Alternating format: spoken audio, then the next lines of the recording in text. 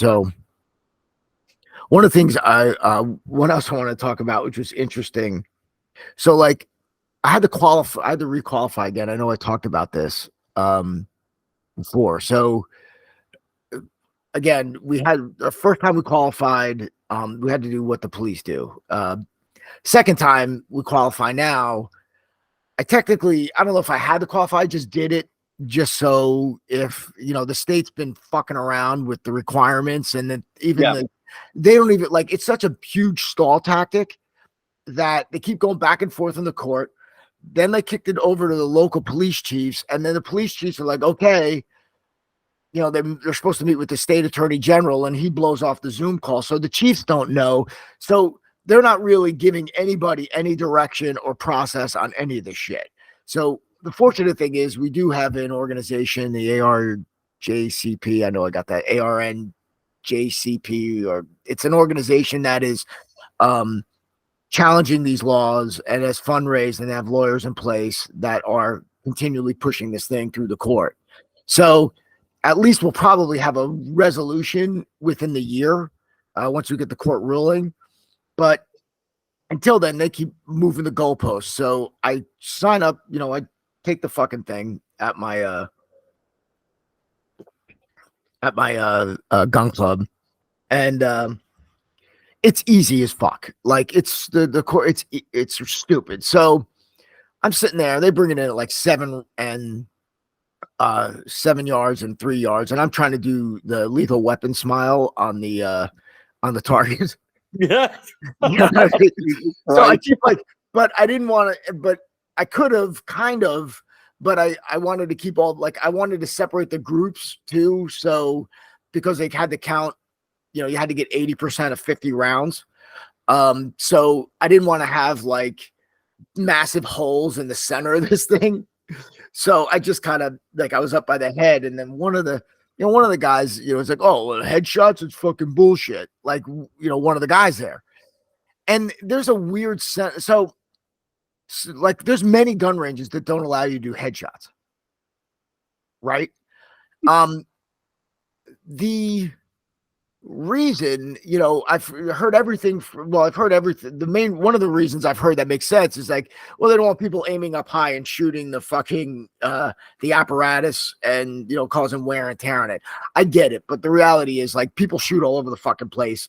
There's like holes in the ceilings and the baffles, everything, right? I mean, you never know what you're getting, so it happens. And if you really wanted to, practice shooting, a smaller target, you could just put a bullseye up there and put it up higher on the target to get around on it. But I see, but from a shooting standpoint, where it's funny because most of the shots were, guess where? Right here. Yeah. Right? Which is where body armor covers. Yep. So, I'm like, I just looked at him, I go, what if he's wearing body armor? And the guy's like, who's wearing body armor? I'm like, I'm actually wearing it right now because I had my jacket on. Yeah. So I'm like, I am. And thousands of people who I sell my product to are wearing it too. Hopefully they're not in the commission of a crime, when they're wearing it, because that's a felony and it's not on me, it's on them. So don't fucking do that. But, if you're, people wear body armor. Yeah. Active shooters wear body armor. They sometimes. So, I mean, it's legal. So yeah, why not? So if you shoot somebody in the chest and you knock them back, you got to continue. If they're wearing rifle plates and you hit them with a handgun, even a rifle, I mean, they're going to keep coming. Yeah. So, you need to, bang, bang, bang.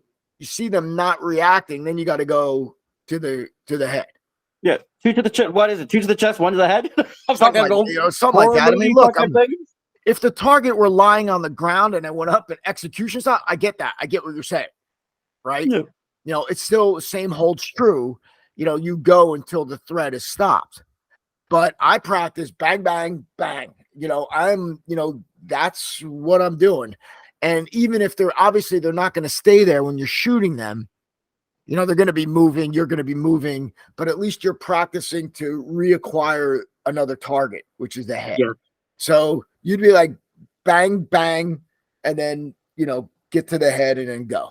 So, you know, but there's like, it was like this moral, you know, high road about headshots on targets at the range. And I'm like, we're shooting people, right? I'm like, this is what we're talking about. And you're being upset that I shoot him in the head. But it's okay if I can empty my mag into their body and the rest of their body. No one gives a shit about that. I could shoot him in the dick. Yep. That's okay. But I can't shoot him in the head. Oh, fuck.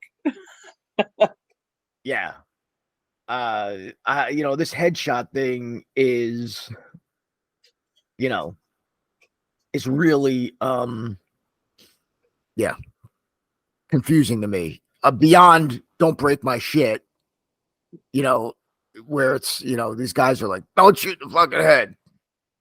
It's like, You know, they're like, what are we doing here? What are we talking about here? Yeah. You know, so I don't know. Let me see if I got everything I wanted to talk about today done. Yeah. Yep. Yep. Yep. Yep. All right. Yeah, I think I'm finished. So, what do you got going on this weekend? How's your mom?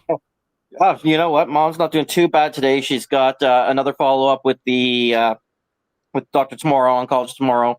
They're going to do another fucking CT scan. I mean, they're doing this, you know, fairly regularly to see what the hell's going on and see where we stand with the chemo and the Keytruda and all that shit. Right. So it'll let us know why she's been in a lot more pain lately. So that'll be kind of a good thing. I think she's going to be, like I talked about before, I think she's going to be going to some harder medications, which obviously she doesn't want to do. I think it's just a matter of time before she's going to be fucking hooked up to morphine to control it. Like, I really think that's where we're heading more sooner than later. What's her day-to-day quality of life like? Is she still being able to take care of herself? She's able to take care of herself. I think some of the drugs though are starting to fuck her mind a little bit because she's forgetting certain things. She's also kind of doing like really weird shit. My father's having to like hide the medication on her because she can't remember when she takes it. She'll go take 2 or 3 fucking pills. Yeah, and yeah. Shit like that, right? So, right. But I mean, overall, she's still functioning pretty good, which is a good thing. But the pain is becoming so. Before, when she started on these fucking pills, she could take, you know, 1 pill in the morning and then she's good. She doesn't take another 24 hours, right? It would control the pain. Now she'll pop 2. It'll take 2 to 2.5 hours for her to get any kind of relief from the pain. Then it'll last for like an hour, and then she's back to the fucking pain. So she's spending a lot of time sleeping. It's doing what it's doing, right? And we're coming up now on 2 years since the original diagnosis. So, I mean, the doctors have given her, you know, 1.5 to 2 years. So we don't know. I'm hoping she's going to make it to Christmas. If things go the way they're going now, she will. But, I mean, you know, and I know that fucking cancer could just ravage her and fucking destroy her in a short period of time. So, that's kind of where we are with that. So, Halloween's coming up, which is fucking great. Looking forward to that. And it's just we're probably gonna plan an earlier Christmas celebration just in case. Sure. We're thinking about that, right? Because I mean, even if she's still around at that point, I don't know what condition she's going to be in mentally, physically, emotionally. So yeah, it's rough. It's rough. I don't wish that shit on anybody. Like, I know, man. I mean, yeah. Fuck. I know. And there's just nothing you can fucking do. Exactly. You know, and that's the fucking beyond frustrating thing about it. Well, that's exactly what my father was saying the other day. You know, all he can do is just stand back and watch. Really. Yeah. Try to make her, make her comfortable. Speak your piece. You know. Yeah. Try and keep her fucking good when she goes down that fucking rabbit hole. Him trying not to go down the fucking rabbit hole. Like, it's rough. Right. Well, again, we're thinking about you guys. It's awful.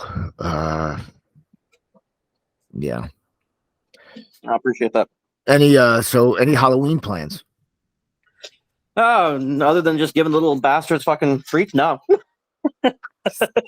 Nice. I'm a nice guy. Like, I'm looking, you know, it's so funny. I've got like a whole fucking whack of different kind of costumes and stuff. So I just ordered it. I don't know if you've ever seen it, but it's the 9-foot bumblebee, right? Oh, Fucking, it's awesome. Eyes light the up. It's transform. voice Oh no better. shit. Yeah. Oh yeah, Oh yeah, wow. yeah. So I've got the right now the arms and legs are somewhere between here and fucking BC. I've got the rest of it though.